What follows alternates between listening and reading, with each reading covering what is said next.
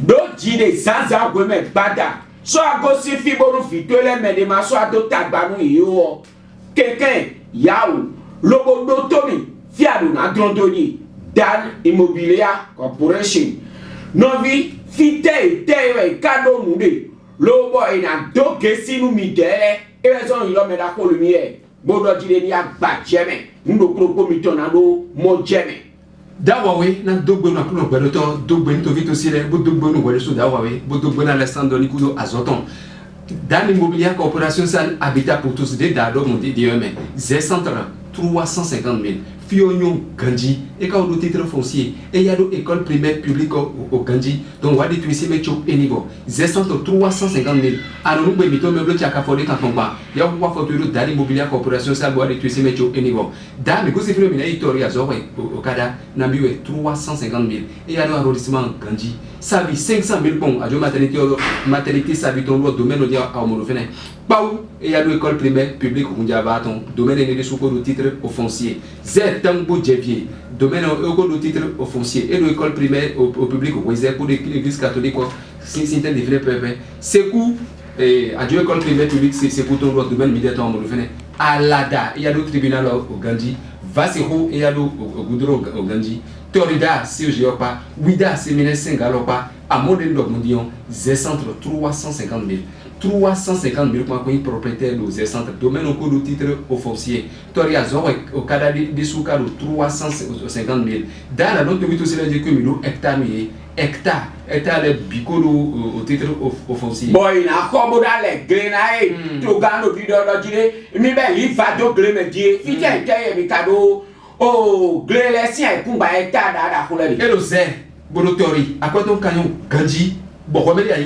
au chef d'entreprise, au meilleur Azorogan, Bababona, Azorato, tous les tout Binalo et Kumba et ton Guaminasa, hectare loué, ou bien à Java, au Cléso, ou bien à Diabo, élevage, à Dianikani, Guaminasa, hectare loué. Ou bien association au milieu au Bédari, bon, mais banana et Kumba, bon, mais Minama, le Bélététion, mais ouais, Minasa, hectare loué. À quoi ton caponté au Gandji, da à local lié 62 12 04 12 62 12 04 12 WhatsApp 66 67 71 49 66 67 71 49 mais le fils c'est carrefour Diaka d'ailleurs fils c'est carrefour Diaka no carrefour 17 à mon plaque métro d'état jeudi finalement Dan Immobilier Corporation Sal mais le mi be mon mi Facebook ya YouTube dit mais Immobilier Corporation Sal mi ho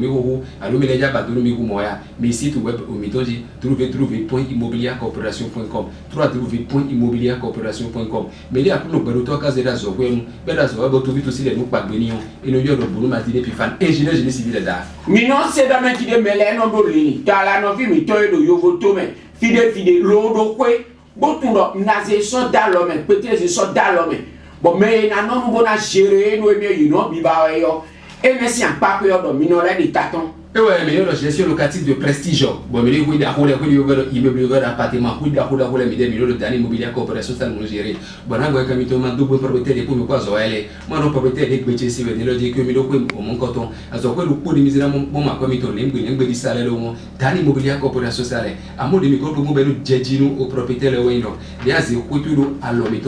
vers le date, par quoi tu as des locataires sous quoi pour moi, sous quoi pour quand moi, au propriétaire. Demi donc mon compte, il compte, mais à moi, à quoi tu es le compte. Donc, dans l'autre aussi des petits c'est dire que à Zoko le pot des nobles gestion locative de prestige. Bon, propriétaire, moi, quand on est salaire au monde, dans l'immobilier corporation salaire. À moto vite aussi les éléments, c'est centre qui a fondé quand on prend 350 000. On a 350 000 francs d'introduire pour une propriétaire de ces centres. Domaine au cours de titre au foncier. Et il y a deux écoles primaires publiques au Gandji. Nous, quand on est aux centres, mais ouais, non. Vite, on est en zone, et ça doit aller dire au ballon, ouais. Donc, on va dire tout ici, mais tu es au niveau. Ces centres 350 000. Toria Zoé Kada 350 000 et il y a l'arrondissement au Gandji. Tout vite aussi les sous-traitants que la Immobilier Corporation c'est le micro ça au Zonkameo. Savi 500 000 je maternité au domaine au diamant fenêtre. Pau et au pas où on java à jouer école primaire publique on java ton domaine à mon fene et quand au titre au foncier z tango javier domaine on est sous le titre au foncier et l'école primaire publique vous êtes pour l'église catholique au titre de fene peuple c'est coup à jouer école primaire publique c'est coup ton domaine militaire à mon fene à l'ADA il y a le tribunal au Gandhi au Vasero il y a le au Goudron Toriga il y a le au CEGO Wida séminaire 5 alors au commissariat au domaine centre 350 000 à Motovito aussi les tout le que milo hectare nous oublié le zéro de torico boire que quand nous ganji hectare les cas au titre au foncier bon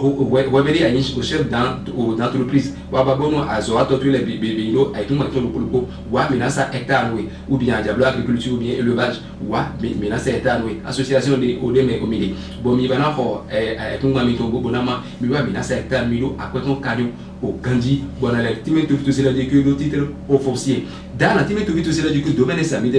huissier de justice au bas de notre mi de aussi ça va. Bon à dire à côté au bas au notaire dans le woman we men bien le acte notarié quand j'ai webiné. Bon tu notaire quand la notarié tout le géomètre de levé topographique tu es ton à local le carrier 62 12 04 12 62 12 04 12 WhatsApp 66 67 71 49 66 67 71 49 mais le fils de ce carrefour Diara les fils de ce carrefour Diara c'est dans le carrefour d'ici à mon plaque de ton étage aujourd'hui finalement dans immobilier corporation salle Z 350 000 domaine pour le titre foncier de pour le comité et le bénéton de toi dit wado ganjeu kweto nado ay kumba ba ina consomme mede buna kende wa Dan Immobilier Corporation mi yaou lo tronto lo yaou kale ganjibo yoi 62 12 04 12 ndo 62 12 04 12 WhatsApp ou 66 67 71 49 na tchelmi e na tchelmi groupe midon